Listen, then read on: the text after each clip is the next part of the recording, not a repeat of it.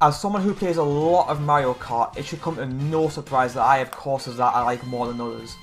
There are some courses I genuinely enjoy driving, while others I'm not particularly fond of.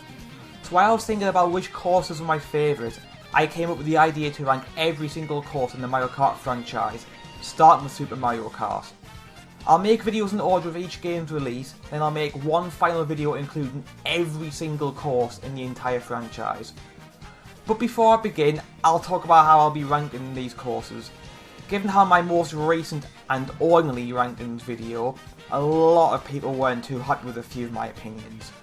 So this time I decided to do something a bit different. I'll give each course points ranging from 1 to 10 on certain criteria and rank them based on the number of points they receive, with the top ranking courses being the ones with the most points. Obviously this will still be opinion based, that's just unavoidable. Now for what I'll be ranking each course on, those will be music, layout, theme and fun. Music will obviously be based on how good the soundtrack for the course is. Layout will be about how the course feels to drive, including any shortcuts that the course could have. The theme will be about how unique the theme of a course is and how well it fits in with the music and the layout of the course. And finally, the most important criteria is how fun I feel the course is to drive. When I said this would still be opinion based, this is what I meant. Coming in at the very bottom spot is Vanilla Lake 1. This course is just one large circle with a slippery surface and annoying obstacles to pass. Heck, you don't even drive past any lakes. The one lake in the course is blocked off by a wall. While a lot of course layouts in this game are bland, this is by far the worst of the bunch. Joining Vanilla Lake at the bottom of the list is Vanilla Lake 2. The only thing that makes this course slightly better is the fact that you actually drive around the lake this time. The obstacles are just as annoying as the last course, but at least it actually has a lake this time. At the number 18 spot, we have Donut Plains 3. The main path of the course is so narrow that it's almost impossible to stay on for the duration of the race. Then there's the bridge that you need to jump over, otherwise you'll end up sinking in the water, more than likely costing you the entire race. Number 17 on the list is Choco Island 1. Just like the two Vanilla Lake courses, the shape of this one is pretty standard, except Choco Island 1 has a tiny bit more going on, that being a couple of off-road shortcuts and a few annoying ramps, which doesn't make the course that much better, to be honest. Now for the number 16 spot, there are two courses that have 17 points in total. So when ranking like this happens, I'll take a look at the individual points instead. Out of all the criteria I am using to rank these courses, I think the fun criteria is the most important, followed by layout, then music, and the course theme at the very bottom. With that in mind, the number 16 spot will go to Ghost Valley 1. The shape of the course is pretty simple, but is saved by the ending shortcut. While the shortcut may be pretty tough to do, it's very satisfying if you can pull it off. For spot number 15, this goes to Donut Plains 2. It suffers from a few of the same things as Donut Plains 3, but this course is way wider and more bearable to drive. But that doesn't mean it's a good course by any means, it's just okay in my opinion. I thought this course was initially going to be further down the list, but Bowser Castle 2 makes it to number 14. The layout of this course is downright awful and horrible to drive. I think the thing that saves it here is the music, which is one of the only good things about this course. At number 13, it's Koopa Troopa Beach 2. Again, this one is basically a circle, but its fun music and somewhat interesting and avoidable obstacles make it a not so bad course to drive on. Choco Island 2 comes in at number 12. Its layout is way more interesting and memorable than that of Choco Island 1, that's for sure. What really lets this course down in my opinion is what feels like a spam of annoying ramps right before the final turn.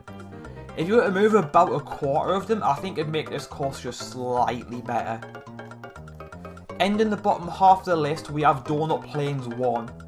This may be the most basic of all the Donut Plains courses, but it's by far the best of the bunch. It's not hard to navigate and genuinely feels like a good drive. That's compared to the other two anyway. Donut Plains 1 still isn't that great of a course. Beginning the top 10 of this list is Bowser Castle 1. The layout isn't anything to write home about, but it's not terrible either. It provides enough of a challenge to show the player that courses with this theme can be pretty tough if you're not careful. And the soundtrack on this course slaps too. I'm pretty surprised we went this far without a single Mario Circuit in the list, but Mario Circuit 1 makes it to the number 9 spot. While being a very simple course, it gets a pass as it's both supposed to be the first course in the game that people play, and the music is pretty good too. Coming in next we have Koopa Troopa Beach 1. This is a course that is circle shaped but actually does it in an interesting way. The layout of this course is that of an archipelago where you drive across the shallow water between each sandy island. This as a concept is amazing and baffles me as to how this has never returned in any game since. Super Circuit and the P-Switch challenge from Mario Kart World don't count towards this. For the number 7 spot, it's Mario Circuit 3. I'm very surprised that this course made it this far, as I always thought I didn't like it too much. But thinking back on it now, it's actually good compared to most of the other courses we have in this game, especially when it comes to the layout. Coming after Mario Circuit 3, we have Mario Circuit 4. This course is pretty much Mario Circuit 3 in mirror mode, but with a couple of extra twists and turns that make it feel just slightly more interesting than the course before it. Coming in the top 5, we have Ghost Valley 2. Another course that I never expected to make it pretty far into the list, but here we are. It may be simple, but it does simple right. Multiple turns to make the course slightly challenging, and a fun little shortcut that's a bit risky to take. By far the most unique course in the game, Rainbow Road comes in at number 4. The course is very challenging, which can make it annoying to play at times. Once you do conquer it, and in first place, there's nothing more satisfying you'll feel from playing this game than that. While the song is catchy at first, it can get just a bit annoying when playing this course over and over. Ironically at number 3 is Bowser Castle 3. This is probably the only Bowser Castle course in the game that is both challenging, fair, and feels like a fun time while playing. While the layout may feel similar to that of Bowser Castle 1 and Rainbow Road, it feels like a totally different experience, and a better one at that.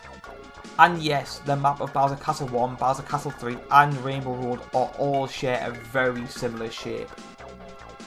Another ironic spot on the list, Mario Circuit 2 gets spot number 2. This is the most unique feeling Mario Circuit in the game, and the only course in the game that has you jump over a part of the track you've already raced on.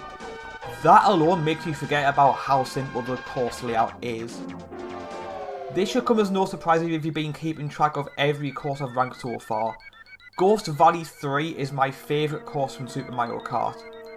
In my head before making this list, I imagined it would be either this or Mario Circuit 2 that would make the top spot, and they both made the top 2. Ghost Valley 3 is a course that offers a fun layout and a decent enough of a challenge that's both satisfying to overcome and not difficult enough to make people rage too hard.